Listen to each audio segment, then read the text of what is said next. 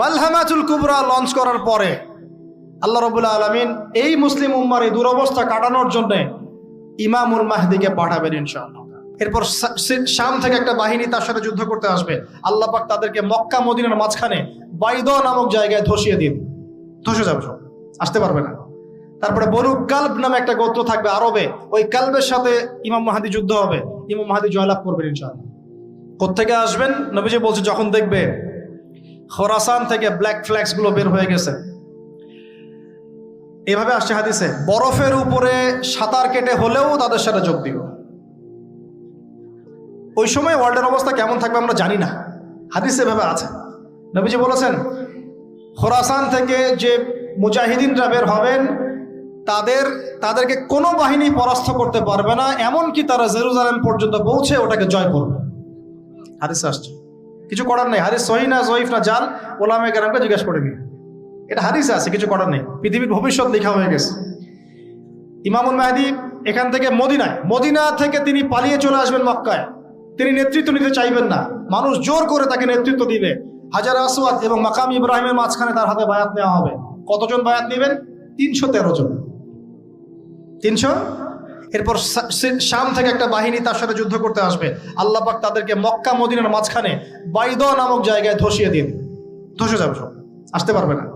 তারপরে বনু কালব নামে একটা গোত্র থাকবে আরবে, ওই কালবের সাথে ইমাম মাহদি যুদ্ধ হবে, ইমাম মাহদি জয়লাভ করবেন ইনশাআল্লাহ। তারপরে তিনি সারা ওয়ার্ল্ডটাকে আবার রুল করা শুরু করবেন। হাদিসে আসছে তিনি গুনে গুনে গনিমতের মাল দিবেন না, মুষ্টি ভরে ভরে মুসলমানদেরকে দান করবেন ইনশাআল্লাহ। তারপরে বের হবে মাসিহুদ দাজ্জাল মানুষের রূপে, ওই যে 4টা জায়গার কথা বললাম, সে বের হবে ইত্যাদি ইত্যাদি।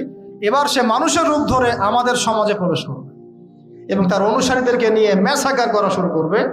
কিন্তু মুসলিমদের মধ্যে একটা বাহিনী শেষ পর্যন্ত তার সাথে যুদ্ধ করতে থাকবে, শেষ পর্যন্ত। লা তুকাতিলুনাল ইয়াহুদ, এমনকি গাছের পিছনে ওরা লুকালেও আল্লাহ নবী বলছেন যে গাছ পাথর কথা বলবে আমার পিছনে আছে, এসো মেরে যাও। হতে হতে হতে হতে যখন মুসলিমরা একটু কোণঠাসা, আল্লাহ পাক পাঠাবেন আসমান থেকে ওই মাসিহকে, যে মাসিহকে তারা চিনতে পারে না। আর ওরা যাকে মাসিহ মনে করছে, তাহলে এই মাসিহটা কে? এ মিথ্যা মাসিহুদ দাজ্জাল। কথা বুঝতে পারছেন? তাহলে সবচেয়ে বড় প্রতারণার শিকার কারা হচ্ছে? এই ইহুদিরাই। এই বিশ্বের সবচেয়ে বড় প্রতারণার শিকার তারাই হচ্ছে।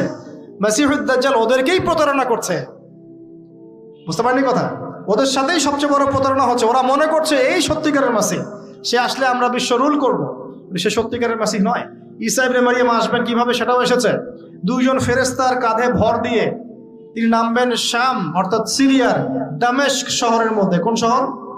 দামেস্ক। এই জায়গাগুলো খুব বরকতময়। আল্লাহ নবী দোয়া করেছেন, আল্লাহ শামে বরকত দাও, আল্লাহ ইয়েমেনে বরকত দাও, আল্লাহ শামে বরকত দাও, আল্লাহ ইয়েমেনে বরকত দাও। আর মুসলমানরা বলছিল, আল্লাহ রসুল আমাদের নাজদেও বরকত দিতে বলেন, আমাদের নাজদেও বরকত দিতে বলেন। আল্লাহ নবী বলছেন যে নাজদে বরকত না, বরং ওখান থেকে ভূমিকম্প বের হবে, ওখান থেকে শয়তানের শিং বের হবে। চিন্তা করে, ওই যে বললাম নাজদিরা তুর্কিদের বিরুদ্ধে যুদ্ধ করেছিল, অটোম্যান এম্পায়ারের বিরুদ্ধে যুদ্ধ করেছে ব্রিটেনের সাথে হাত মিলিয়ে। ওরাই এখন সারা বিশ্বে, বাংলাদেশে এদের লেসপেন্সার আছে বহুত, বাংলাদেশে এদের বহুত লেসপেন্সার আছে। তারা বলে, ওই যে দেখবেন যে যখনই আমরা এগুলো নিয়ে আপনাদেরকে সচেতন করতে চাই, মানে এরা তো খারাজি হয়ে গেছে, উগ্র হয়ে গেছে, এই হয়ে গেছে, সেই হয়ে গেছে, এভাবে করে গভর্নমেন্ট প্রশাসন সবার কাছে আমাদেরকে বিতর্কিত করার চেষ্টা করে। অথচ আমরা কি কারো শত্রু? আমরা কি এই আলোচনাগুলো করে ওয়ার্ল্ডের প্রেক্ষাপট বদলাতে পারবো? পারবো না। কিন্তু আমাদের প্রজন্মকে আমরা জানাতে তো পারবো, যাতে তারা আত্মবিশ্বাসী হয়ে গড়ে ওঠে যে আমরা এই নতজানু মনোভাব নিয়ে পৃথিবী থেকে যাবো না ইনশাআল্লাহ। আমরা পৃথিবী থেকে মাথা উঁচু করেই যাবো ইনশাআল্লাহ। মুসলিমদের হাতেই বিশ্বের বিজয় লেখা আছে। আস্তে আস্তে বিশ্ব ওদিকে যাবে, এটা তো ওদেরকে জানতে হবে। আমরা তাদেরকে জানাচ্ছি মাত্র। তো নাশ থেকে বের হবে শয়তানের শিং, এটা বলা হয়েছে। যাই হোক, এখন ঈসা ইবনে মারিয়াম আসবেন এই সিরিয়ার দামেস্ক। চুল দিয়ে টপ টপ করে পানি পড়তে থাকবে, মুক্তা ঝরছে এরকম পানি। তার নিঃশ্বাস যতদূর পর্যন্ত যাবে ততদূর পর্যন্ত কাফেররা মরতে থাকবে। সুবহান। এমনকি তিনি খুঁজতে খুঁজতে দাজ্জাল পর্যন্ত আসবেন। দেখবেন যে মুসলিমদেরকে অবরুদ্ধ করে রাখা হয়েছে, বলবেন দরজা খুলে দাও, নামাজের ওয়াক্ত হবে, আজান দেওয়া হবে, ফজরের ওয়াক্ত। ভাই আমরা যদি ফজর মিস করি, আমরা আসলে ওই বাহিনীতে যোগ দিতে পারবো না। বেঁচে থাকলেও জানি না আমরা অত বছর থাকবো কিনা পৃথিবীতে, আল্লাহই ভালো জানেন, এটা আমরা জানি না।